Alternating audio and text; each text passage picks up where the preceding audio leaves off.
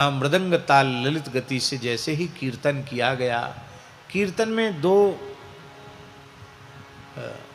क्या एक ही भाव प्रधान है, और वो कौन सा प्रधान है कीर्तन में भाव?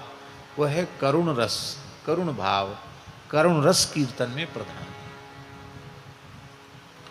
इसलिए कीर्तन को व्यासी, कीर्तन को परम पूज्य संकीर्तन सम्राट से प्रेम भिक्षु जी महाराज कहते थे, कीर्तन नहीं कहो, इसे आर्तनाद कहो। क्या कहो? आर्तनाद। आर्तनाद ही संकीर्तन है। और श्री चैतन्य महाप्रभु जी का मत भी यही है। आहा,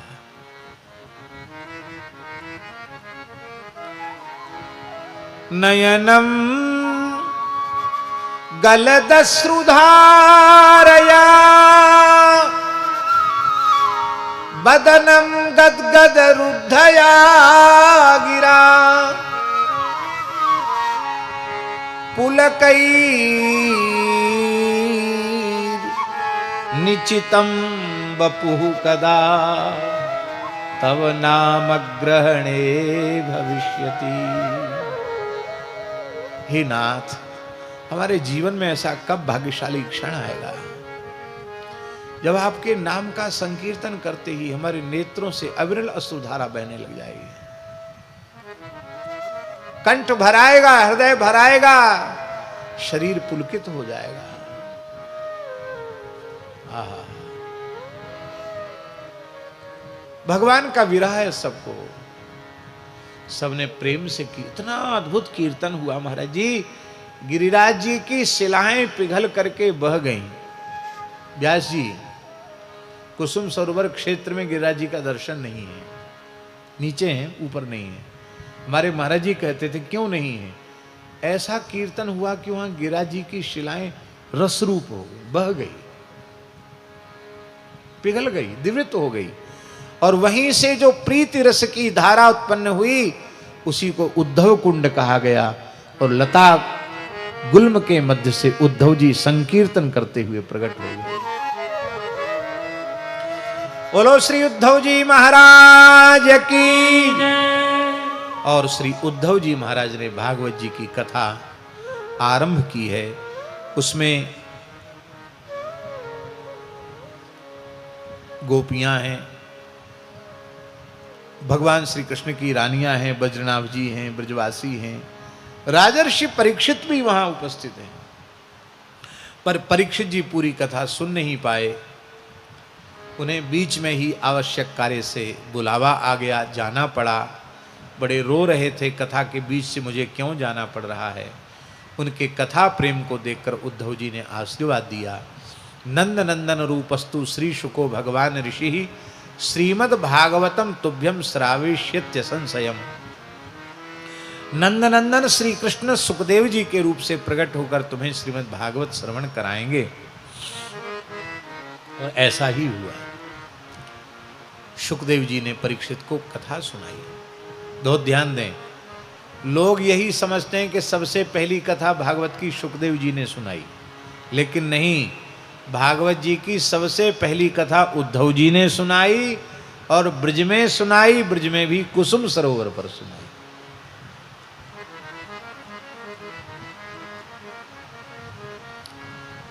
आहा, क्या कहना।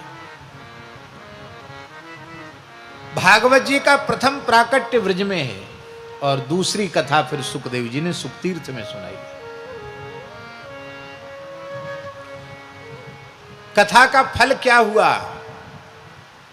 उद्धव जी ने सप्ताह कथा नहीं कही, उद्धव जी ने मासिक प्रवचन के 1 महीने की कथा कही, और समस्त श्रोताओं का भगवत लीला में प्रवेश हो गया। सब लीला में प्रविष्ट हो गए। बज्रनाभ जी वज्र चिन्ह के रूप में भगवान के चरणों में ही प्रतिष्ठित हो गए। तो स्कंद पुराणोक्त महात्म्य का सार है कि भगवान की लीला में प्रवेश दिलाने वाली है कथा। बोलो भक्तवत्सल भगवान की जय। स्कंद पुराणोक्त महात्म्य में वक्ता का लक्षण बहुत अच्छा लिखा है। श्रीमद् भागवत का वक्ता कैसा होना चाहिए, बड़ा सुंदर श्लोक है, लिखने योग्य श्लोक है।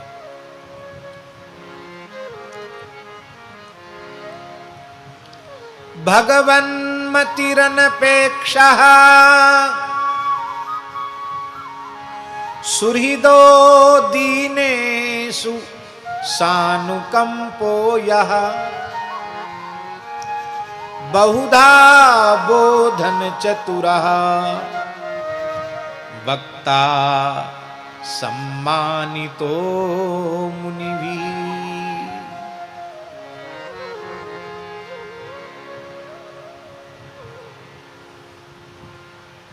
ऐसा वक्ता यदि उपलब्ध हो जाए तो मनुष्य की क्या चले। बड़े बड़े ऋषि महर्षि उस वक्ता का सम्मान करते हैं। वक्ता कैसा होना चाहिए भागवत का? पहला लक्षण है भगवन्मति, उसकी बुद्धि भगवान में लगी हुई होनी चाहिए। बात थोड़ी ऐसी है कि संभवतः सबको अच्छी न लगे, लेकिन यह यथार्थ है। कई बार जीव का दुर्भाग्य इतना प्रबल होता है व्यास जी कि दिन रात भगवान की चर्चा करने वाले लोग, उनकी बुद्धि भी शरीर में लगी रहती है, संसार में लगी रहती है, भोगों में लगी रहती है, मान बड़ाई पद प्रतिष्ठा में लगी रहती है, भगवान में बुद्धि नहीं लग पाती।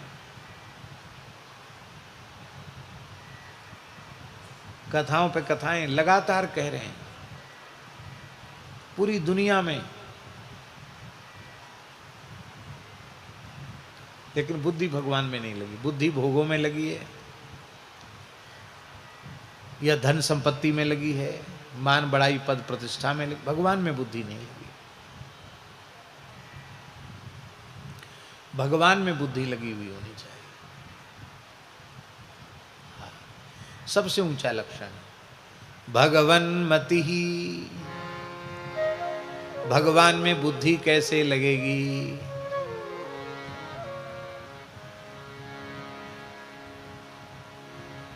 क्या उपाय है? भगवान में जिनकी बुद्धि लगी हुई है उनकी कृपा मिल जाए तो भगवान में बुद्धि लग जाएगी।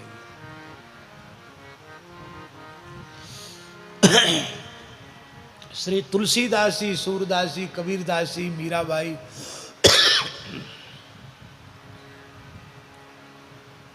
नरसिंह मेहता आदि आदि, ये सब संत, इनकी निरंतर बुद्धि भगवान में लगी हुई है। इनमें बुद्धि लग जाए, भगवान में बुद्धि लग जाएगी। इनके चरित्रों का आश्रय लो, इनकी वाणियों का आश्रय लो, खूब प्रेम से पद गाओ, भगवान में बुद्धि लग जाएगी। अब हम तो सीधे ही घोषणा कर देंगे कि हमारी बुद्धि तो भगवान में लगी हुई है। हम अपनी वास्तविकता क्यों स्वीकार करेंगे कि हमारी बुद्धि भोगों में लगी हुई है, संसार में लगी हुई है? तो ऐसा भ्रम न हो जाए, इसका निराकरण करने के लिए आगे का शब्द है भगवन्मति अनपेक्षा। यदि हम सर्वथा अनपेक्ष हैं तो हमारी बुद्धि भगवान में लगी हुई है। और किसी भी वस्तु को पाने की हमारे मन में इच्छा बनी हुई है तो उस वस्तु में, उस व्यक्ति में, उस पदार्थ में हमारी बुद्धि लगे। हमारी बुद्धि भगवान में नहीं लगी। जिनको कबहू न चाहिए कछु तुम सन सहज स्नेह, बसहु निरंतर तासु उर सोरा उर निज गेह।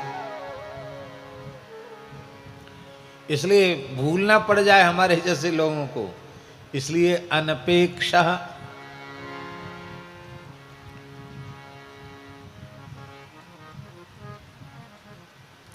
अपेक्षा होगी तो बड़े शहरों में बड़े धनी मानियों को के आयोजन में तो कथा कहेंगे, पर जंगलों में, छोटे छोटे गांवों में, गरीबों के यहाँ फिर कथा नहीं होगी। इसलिए और ज्यादा स्पष्ट कर दिया ठाकुर जी, दीनेषु सानुकंपः, दीनहीनों पर ज्यादा कृपा करने वाला। भगवन्मति ही अनपेक्षा।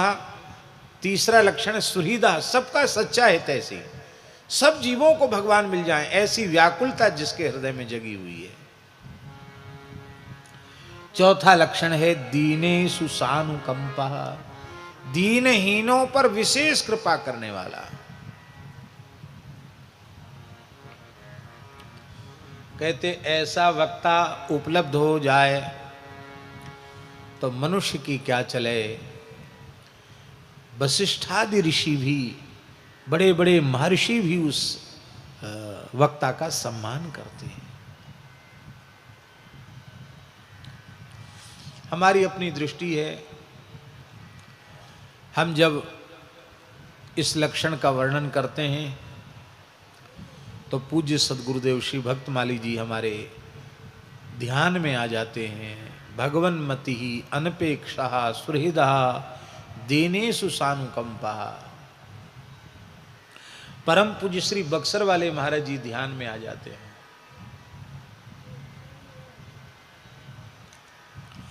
अहर्निश उनकी बुद्धि भगवान में लगी रहती थी।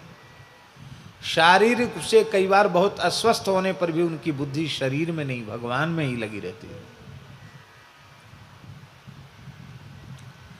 कभी किसी से कोई अपेक्षा नहीं रखी।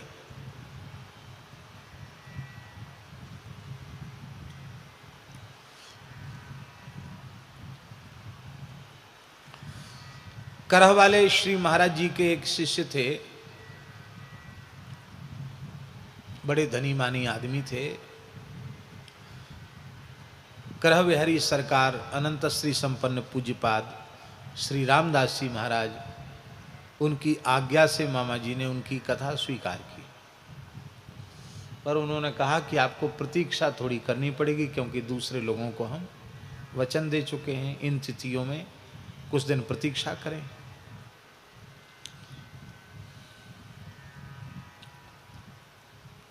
बीच बीच में संपर्क करते रहना। वो आए और आकर उनके मुंह से बात निकल गई कि महाराज जी आप जल्दी समय दे दीजिए, बहुत अच्छी सेवा करेंगे। बस इतना शब्द मामा जी ने सुना नहीं कि हाथ जोड़कर बोले कि जिन गुरुजनों से इस बालक को भागवत जी और भक्तमाल का प्रसाद मिला है, उन्होंने यह संस्कार हमको नहीं दिए हैं कि बहुत अच्छी सेवा होगी वहीं कथा कहनी है, जहाँ सेवा नहीं होगी वहाँ कथा नहीं कहनी है। अब आप किसी भी वक्ता से अब हम कथा नहीं कर पाएंगे।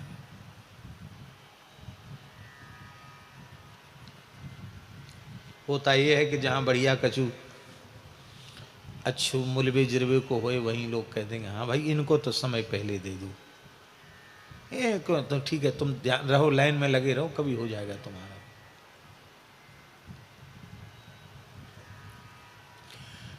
शहर का नाम और व्यक्ति का नाम हम नहीं ले रहे हैं, क्योंकि अच्छा नहीं शहर का नाम व्यक्ति का नाम लेना।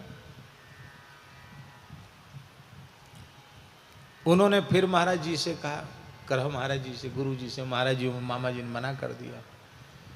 तो उन्होंने तुरंत कहा कि उनके सिद्धांत के विरुद्ध कोई बात तुमने कह दी होगी, अब हम तुम्हारी सिफारिश नहीं कर सकते। नहीं हुई कथा। और व्यास जी ऐसे कथा कही है मामा जी ने, गरीब गरीब ब्रजवासियों के घरों में हारमोनियम अपने सिर पर रख के, और ऐसे ही साधु कोई ढोलक बजाने के लिए साथ में, हारमोनियम तो खुद ही बजा लेते।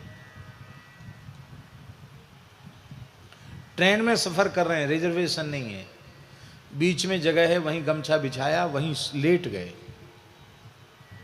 एक कोई साधु पोथी जी गोद में रख, ऐसे ऐसे विपन्न लोग, गरीब लोगों के यहां जाकर उन्होंने कथा कही।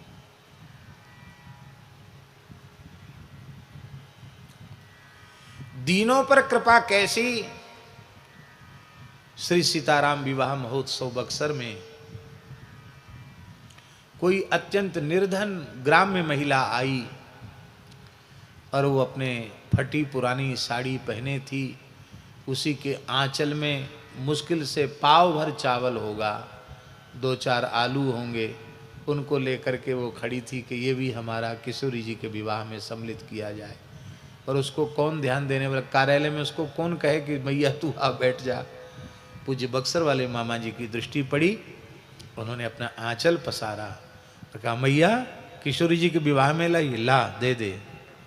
और तुरंत अपने हाथ से जाकर भंडार घर में उसको 4 आलू और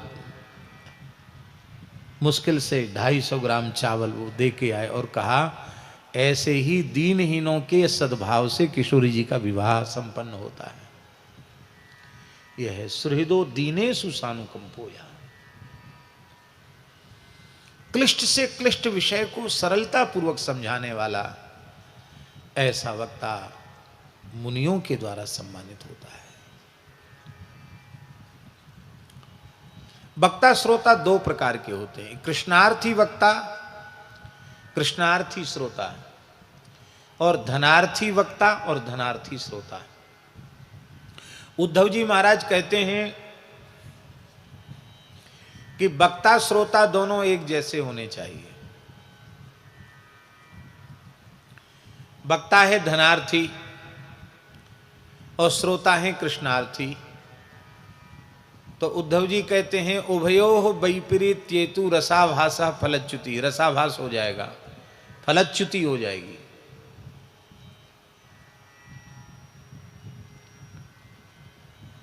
वक्ता को तो चाहिए धन, और ये विरक्त संत सामने बैठे, इनको इसी जन्म में इसी शरीर से भगवत साक्षात्कार चाहिए।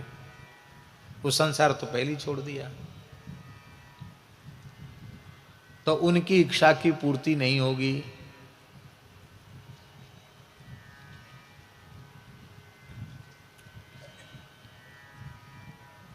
अब श्रोता है धनार्थी और वक्ता है कृष्णार्थी, तो भी रस की उपलब्धि नहीं होगी। वो सोचेंगे कि लो साहब ये तो हाथ धोए के पीछे पड़ गए, सब बाबा जी बनाए वो चाहे बताओ, शरीर संसार असार है, भोग छोड़ो भजन में लग जाओ। भाई वैराग्यवान तो यही कहेगा, क्या कहेगा? यही सब बात भागवत जी में है भी। अब प्रश्न है कि हम किस कक्षा में बैठकर कहें और किस कक्षा में बैठकर सुने। भैया गौ माता के चरणों में प्रार्थना है, श्री दत्त भगवान के चरणों में प्रार्थना है, भगवान व्यास के चरणों में प्रार्थना है, हम सबको पात्रता देवें, हम कृष्णार्थी बनकर ही कहें और कृष्णार्थी बनकर ही सुने। एक ही भाव हो, इसी शरीर से इसी जन्म में हमें भगवत साक्षात्कार प्राप्त हो, भगवत प्रेम की प्राप्ति हो, इसी भाव को लेकर कहें और यही भाव लेकर श्रवण करें। बोलो भक्तवत्सल भगवान की जय। ये स्कंद पुराणोक्त महात्म्य हो गया। पद्म पुराणोक्त महात्म्य, इसमें देवर्षि नारद जी विचरते हुए पूरे भूमंडल पर विचरण कर रहे हैं,